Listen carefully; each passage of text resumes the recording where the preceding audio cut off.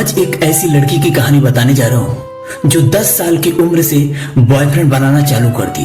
19 साल की उम्र तक कम से कम 160 से ज्यादा बॉयफ्रेंड बना चुकी है और वो खुद अपने मुंह से बताई थी। और यहाँ तक 7 अटेम्प्ट उसने सुसाइड करने का कोशिश किया, कई चक्कर फांसी लगाने की कोशिश किया, कई चक्कर जहर खाई, यहाँ तक अपने हाथ वगैरह को भी काटा।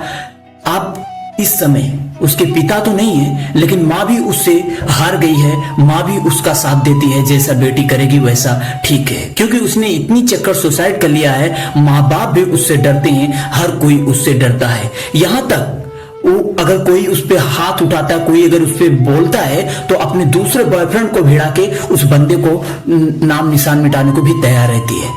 मतलब अगर तुम उसे कुछ लांछन लगाओगे, उस पर कुछ बोलोगे तो तुम्हें ही फंसा के वो निकल जाएगी। उसके जो नए बॉयफ्रेंड रहेंगे वो कोई न कोई साजिश रच के तुम्हें मारेंगे ही मारेंगे। ये ऐसी ऐसी धारणा लेके आई, ऐसी ऐसी बातों को मुझे बताई। मुझे भी बड़ा आश्चर्य लगा कि मैं ऐसे लोगों को भी जानता हूं, हाँ, लेकिन ये नहीं बोल सकता कि टोटल उसका ही गलती है, क्योंकि जब उसे संस्कार नहीं मिलेगा, उसे रोकने वाला नहीं मिलेगा, उसे सही गलत बताने वाला नहीं मिलेगा, तो कोई भी बच्चा टेररिस्ट बनेगा, कोई भी बच्चा कुछ भी कर सकता है। अगर कोई छोटा सा बच्चा अगर टेररिस्ट बनता है, कोई बच्चा गलत करता है, उसके पीछे कहीं ना कहीं माँ बाप उस समाज का हाथ होता है।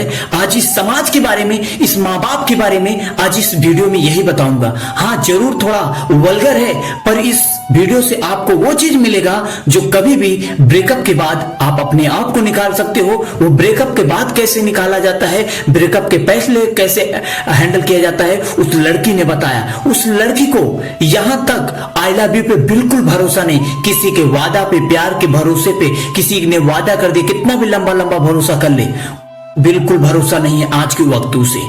क्योंकि वो बोलता है भरोसा भी इसीलिए करते हैं क्योंकि उन्हें जिस्म चाहिए, आई लव यू भी इसीलिए बोलते हैं क्योंकि प्यार नहीं, उन्हें जिस्म चाहिए। क्योंकि आई लव यू, प्यार, मोहब्बत ये चीज बाद में होता है, कई सालों साल बाद। जो जिस्म से रिलेटेड है वो जिस्म वाला तुरंत आई लव यू बोल देता है, तुरंत वो वादा कर लेता है। लेकिन जिसे अपने आप पे भरोसा है, जिनसे साथ निभाना है, वो कभी भरोसा नहीं करता, वो आई लव यू पे विश्वास नहीं करता। वो लड़की एक एक चीज को बताई थी, आपको भी सुनना चाहिए, आपके जीवन के लिए बहुत ज्यादा कारगर होने वाली है। तो आप सुनते रहिए। आप सुन रहे थे डीएस सुरेंद्र वीडियो, सेल्फी लेने का नहीं, सेल्फी देने का। ये उस लड़की की कहानी है जिसे पूरा फैमिली तो भरा है, पर उसका साथ देने वाला कोई नहीं खड़ा है। उसके मामा भी हैं, मौसी भी हैं, मामी भी हैं, सारे रिश्तेदार खड़े हैं, पर उसका साथ देने वाला कोई नहीं खड़ा है। उसे सही गलत बताने वाला कोई नहीं खड़ा है। जब उसे संस्कार देना था तब उसकी मां ने यहां वहां मुंह मार रही थी, क्योंकि उस वक्त बच्ची 10 साल की थी। जब उसे संस्कार देना था उसके घर वाले यहां वहां अपने व्यस्त थे, अपनी भावनाओं में जी रहे थे, अपनी खुशियों में जी रहे थे। जब उस लड़की को खुशी चाहिए थी, जब छोटी छोटी चीजों की नीड होती थी, वो दूसरों को देख के सिर्फ मुंह में पानी भरती थी। आप ही बता सकते हो क्या उस छोटी बच्ची की क्या गलती होगी जो छोटी छोटी बातों के लिए अगर मां से बोलती तो मां से ही मार खाती थी, मां ही उसे मारती थी, मां ही उसे प्रताड़ित करती थी। चलो मां तो मार के चली गई, लेकिन जो भी उसके नाना नानी थे, जो भी उसके रिश्तेदार थे, जो भी उसके रिलेटेड थे, उससे सिर्फ काम ही करवाते थे, ना कि उसका कोई पूरा करते थे कोई सामान को। अच्छा कपड़ा लाके दे दो, अच्छा खाने को लाके दे दो, नहीं। अगर वो बच्चे बार बार टॉर्चर होते होते इंसान एक बार में मर जाए तो उसे उतना तकलीफ नहीं होता। अगर बार बार टॉर्चर होता है तो वो अपने आप को भी खो देता है। इंसान इतना डिप्रेशन में चला जाता है, वहां से निकलना नामुमकिन हो जाता है। जब घर में खुशियां नहीं मिलता तभी इंसान बाहर में खुशियां तलाशता है।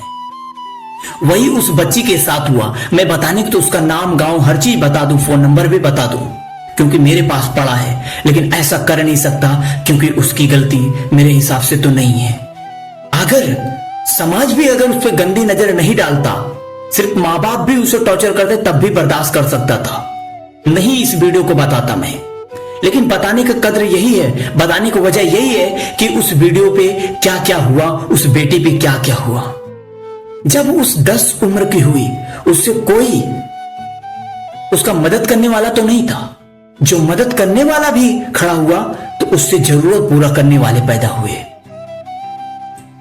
जब उससे मदद की जरूरत थी तो साफ सी बात है, अगर छोटी छोटी चॉकलेट के लिए, अच्छा खाने के लिए, अच्छा कपड़ा पहनने के लिए वो तरस रही है, उसकी माँ कहीं और मुंह मार रही है, अपना नया नया फैशन तैयार कर रही है, अपना नया नया बॉयफ्रेंड बना रही है, नया नया कुछ कर रही है, उसके पिता नहीं है, तो साफ सी बात है बेटी तो कहीं ना कहीं तो जाएगी ना, उसे खुशी चाहिए। जब अपने जितने भी रिश्तेदार हैं उससे सिर्फ काम करवा रहे हैं, अपने बच्चों को घुमाने लेके जा रहे हैं, अपने बच्चों को अच्छा अच्छा खिला रहे हैं, लेकिन उस बच्ची के प्रति थोड़ा भी इंसानियत नहीं बरत रहे हैं, तो वो बच्ची कहां जाएगी?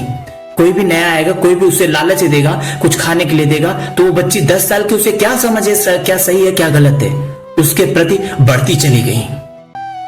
फिर जो लोगों ने उसे सहारा दिया उन्होंने उसके साथ दुष्कर्म करना चालू किया।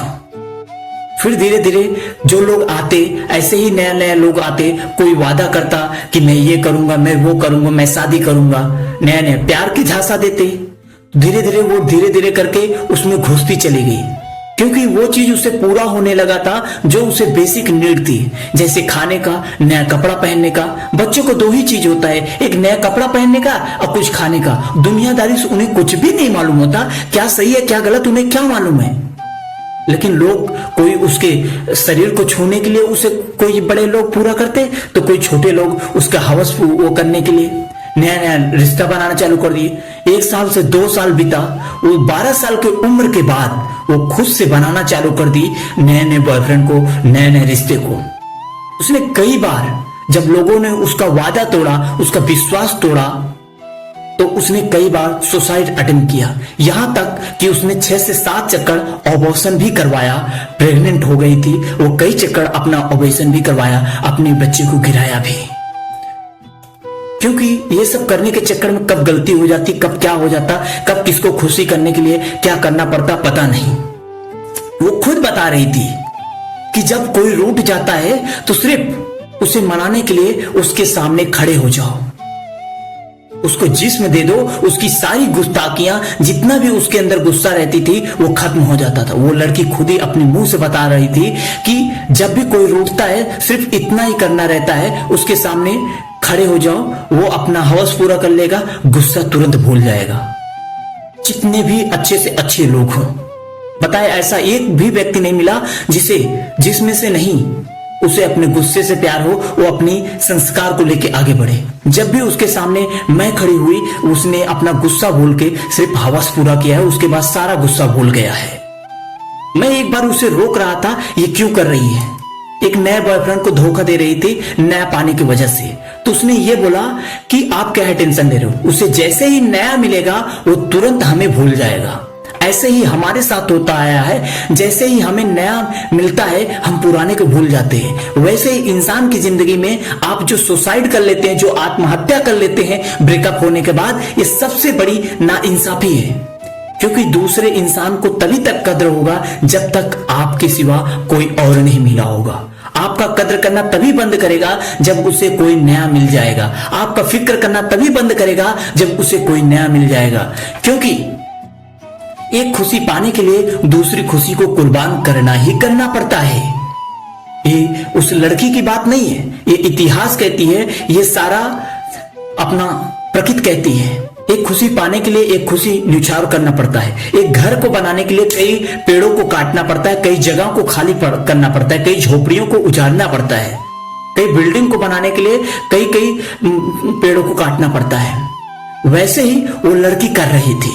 जब उसे नया मिलता वो पुराने को उसे टॉर्चर नहीं करती, उससे बात नहीं करती। वो यही उसका एक सिद्धांत था, उसे नया मिलेगा तो वो भूल जाएगा। और ऐसा उसके जीवन में होता ही चला आ रहा था, क्योंकि उसने भी कई बार सुसाइड अटेम्प्ट किया था। उस सुसाइड अटेम्प्ट से बचने के लिए वो नया बॉयफ्रेंड बनाती थी। जब नया बॉयफ्रेंड मिलता था, नई चीजें होती थी, नई वादे होते थे, नई चीज होती थी, तो वो पुराने को भूल जाती थी। ऐसे ऐसे उसकी लत लगती चली गई, इतना ज्यादा लत लगी कि वो हद पार कर दी। इतना ज्यादा बॉयफ्रेंड बना ली, 160 से ज्यादा बॉयफ्रेंड बना चुकी है। 18 साल की उम्र में 160 से ज्यादा बॉयफ्रेंड बनाना कोई मामूली बात नहीं है। आज भी उसका बंद नहीं है, आज भी उसका बंद नहीं है। हाँ, ये बात अलग है कि हम उससे रिलेटेड कोई मतलब नहीं रखते, लेकिन हाँ उसकी हिस्ट्री जानने में, क्योंकि मैं मोटिवेशनल स्पीकर के रूप में जाना जाता हूं, तो मोटिवेशनल स्पीकर का काम ही है कि एक एक बात को बाहर निकालना। मैं उसी लिए उससे हर चीज को पूछ रहा था, यहां तक वो बीमार पड़ी थी, उसका मैं दवा दारू भी कराया था उसके घर वाले के रेख देख में, क्योंकि उसका मामा मेरे पास काम करता था, तो मेरे को मालूम था कि ये लड़की कैसी है कैसी नहीं है। तो धीरे धीरे, मेरा भी उम्र लगभग उतना ही है, तो वो सब चीज बताई थी, तो मुझे मालूम चला। मैंने कहा जा कोई बात नहीं। तो ये कहने का अर्थ इतना ही है, समाज का भी दोष होता है और उसका ही केवल दोष नहीं होता है। उसका एक ही सिद्धांत था, एक छोड़ो तो दूसरे के पास चले जाओ, दर्द कम हो जाएगा। उसका एक ही सिद्धांत था, अगर आपका ब्रेकअप होता है तो नए दर पर रिश्ता बना लो, नया संबंध बना लो, आपका दर्द खत्म हो जाएगा। अगर आपका रिजेक्शन आ रहा है तो नए चीज पे चले जाओ, वहां से रिजेक्शन कम हो जाएगा। आप उस पे मत सोचते रहो कि क्या गया क्या नहीं गया। अगर उस पे दिमाग लगाते रहोगे तो वो दिमाग खत्म हो जाएगा, नया अपॉर्चुनिटी मिस हो जाएगा, आप डिप्रेशन में पहुंच जाओगे। इसलिए उस तरफ जाने का ही नहीं, सिर्फ नया कुछ करने का बारे में कोशिश करने का। वो इस समय मुंबई में रहती है। यहां तक उसने कम से कम नहीं तो 50 से 60 कंपनियों में काम कर चुकी है। कई बॉयफ्रेंड के साथ साथ कई कंपनियों में काम कर चुकी है। कितने बड़े बड़े औहदे के लोगों के साथ उसने अपना सो चुकी है। कितने लोगों को पैसों के लिए घुमा चुकी है। कितने लोगों को टॉर्चर कर चुकी है। हर चीज से निकल जाती है, इसलिए क्योंकि उसके घर वाले कुछ नहीं बोल पाते, क्योंकि उसके घर वाले का भी गलती है, तो इसलिए उसे बोल नहीं पाते। इस समय उसकी माँ भी उसका साथ देती है, ये बात अलग है। अब यहां तक उसके अंदर टैलेंट है कि दोस्तों की जो बॉयफ्रेंड होते हैं उनको भी अपने जाल में फंसा लेती है। उनका नंबर उनके मोबाइल से निकाल के अपने जाल में फंसा लेती है। सिर्फ ये दिखना चाहिए कि उसके पास पैसा है, उसके पास धन है, उसके पास ये है, बस उसको अपने काम से काम रहना है, दुनिया से कोई लेना देना नहीं। कब कौन सी कंपनी छोड़ेगी वो पता नहीं, कब कितने दिन नागा करेगी कंपनी में वो भी पता नहीं। क्योंकि जिस कंपनी में जाती है तो उस कंपनी से 2-4 तो उसके ही हो जाते हैं, तो उसे बॉस भी नहीं बोल सकता, उसके जो भी वर्कर होते हैं वो भी नहीं बोल सकते।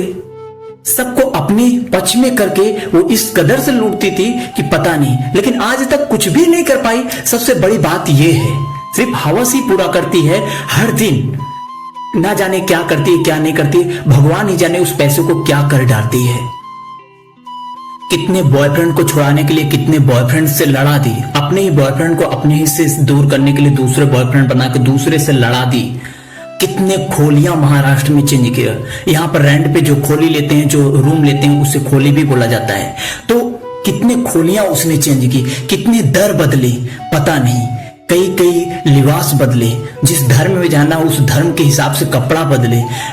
हर चीज वो कर चुकी है जो आम इंसान सोच भी नहीं सकता है।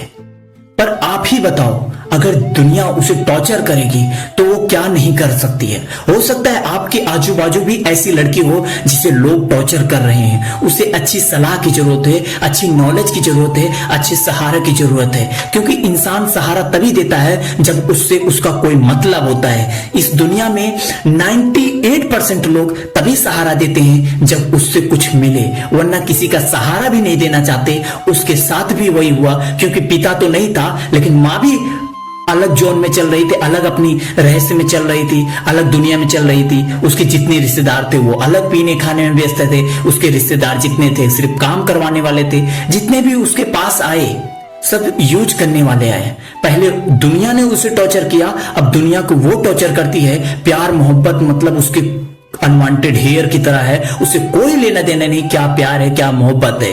तो आपको क्या वीडियो कैसी लगी, आप इसके बारे में जरूर चीज बताना, क्योंकि इसमें मैंने प्यार से निकलने के बारे में भी बताया, प्यार की अहमियत भी बताया। आप अपना कमेंट जरूर बताएं आपको वीडियो कैसी लगी। जय हिंद।